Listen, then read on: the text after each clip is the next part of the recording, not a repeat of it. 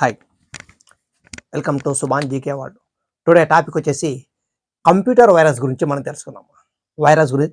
Okay, ఎక్కువసార్లు మనకు ఎగ్జామ్లలో దేని గురించి అడుగుతారంటే కంప్యూటర్ వైరస్ ఏమంటారంటే బగ్ అని అంటారు. ఇది చాలాసార్లు ఇదే క్వశ్చన్. ఓకే, అసలు వైరస్ ఏంటి, దాని యొక్క ఇన్ఫర్మేషన్ ఏంటి, ఓకే అబ్రివేషన్ ఏంటి, ఇది చూసుకున్నాం.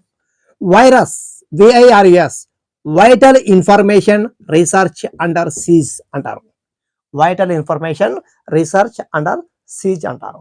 ఓకే, అయితే ఈ ప్రపంచంలో మొట్టమొదటిసారిగా బాసిత్ మరియు అంజాద్ ఫారూక్ ఆల్వీలు వీళ్ళు పాకిస్తాన్ శాస్త్రవేత్తలమ్మ. బాసిత్ మరియు అంజాద్ ఫారూక్ ఆల్వీలు మొట్టమొదటిసారిగా ఈ వైరస్ను కనుగొన్నారమ్మా.